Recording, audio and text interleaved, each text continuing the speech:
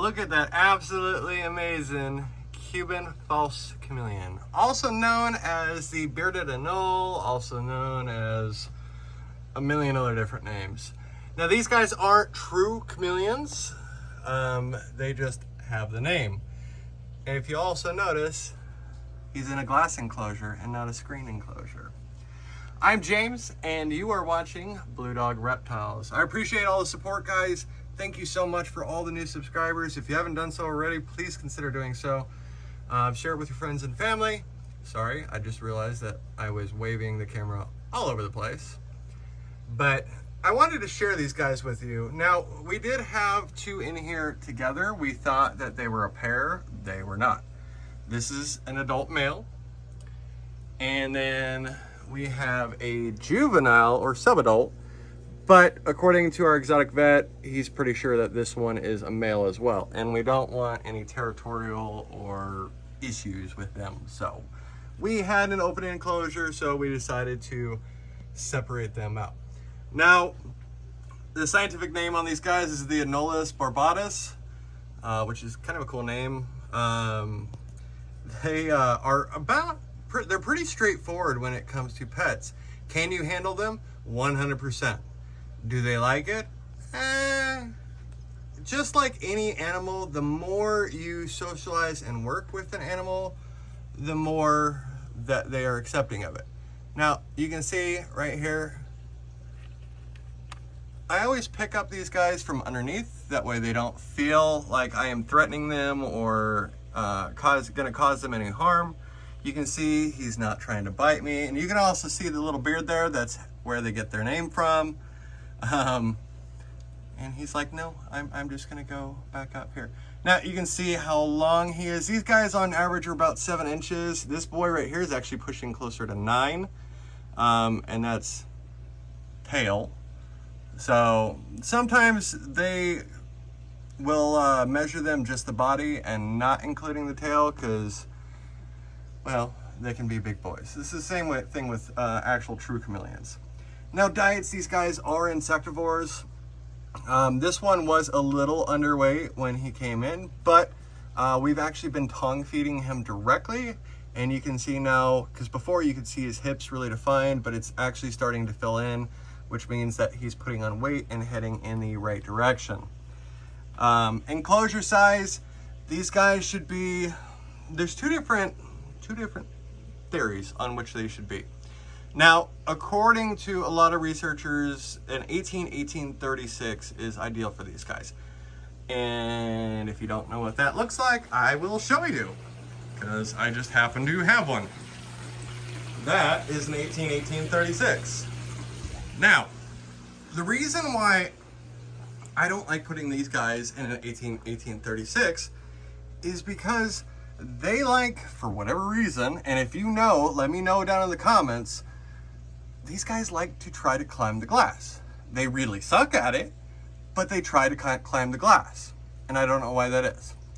This enclosure that they're in currently is a 36 long by 18 deep by 24 tall. So they still have a very big footprint, but they don't have the height just because I really worry about them falling and hurting themselves. Now, typically also you want live plants to help with humidity. You also want different sizes of branches. Now, people were telling me, oh, make sure to put thin branches in here, which I do, but these guys like the bigger branch. I don't know why, but they do. We also have some round cork in here. We're just trying to mimic their natural environment. Now, temperature on these guys is a little crazy. Now, mind you, these temperatures are for a very tall enclosure.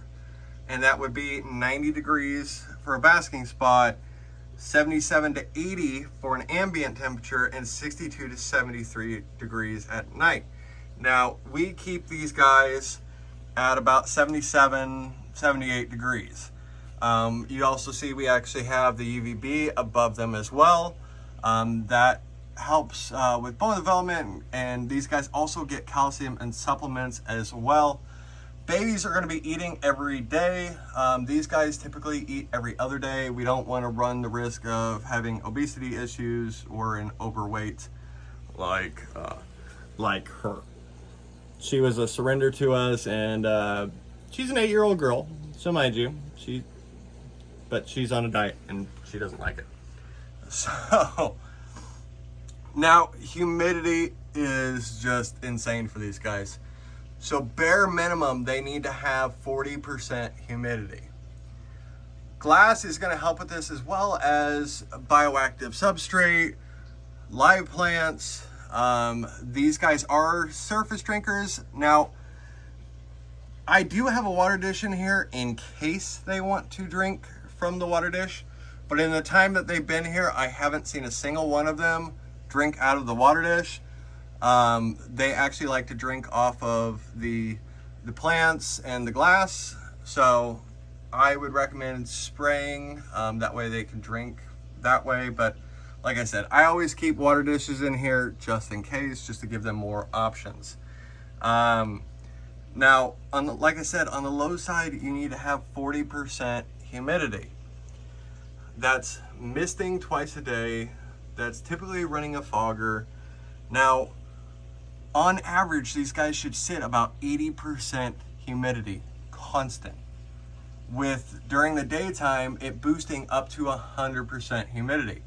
So you might need to invest in a misting system, so you're not sitting there 5 times a day misting the system or misting the enclosure. Or what you could do is set it up bioactively, add some moss, add some live plants, and that will help with your humidity. Now, lifespan, these guys don't live terribly long. Typically 3 to 6 years is all, which means that they hit maturity actually pretty quickly, typically within the first couple of years. They do have the independent eyes, just like a normal chameleon, like a panther chameleon would be. But they don't have the attitude or the aggression that most like panthers and veils have. Now, I'm not saying that every panther or every veil has an attitude issue. We work with ours a lot, so they don't have that issue. But if you were to go the route of, do I want a panther or do I want a Cuban false chameleon, I would recommend the Cuban false chameleon. Now, price range on these guys, it dictates on their age, how old they are, if they're a boy, if they're a girl. The overall average for a baby, like an unsexed baby, is typically about $129. Always go captive bred with these guys. You don't want to run into parasite issues and all that from wild caught animals. And if you do, make sure to seek out your specialty exotic vet. Now, the top range, which is typically for like adult females, would be in the ballpark of $299 to $399. Mind you, if you're going to be shipping them, it's going to cost a little bit more just in shipping cost.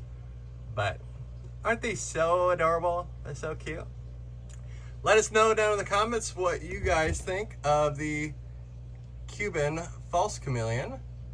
Yeah, we hope you guys enjoyed this video. Thank you so much for tuning in. Thank you so much for watching. Please consider subscribing. Let us know your thoughts down in the comments. Please do hit that like and notification bell. It lets YouTube know that you guys like our videos. And if there's any videos that you guys would want to see, please let me know down in the comments and we'll try to make that happen. As always, guys, we appreciate you so much and we will see you next week.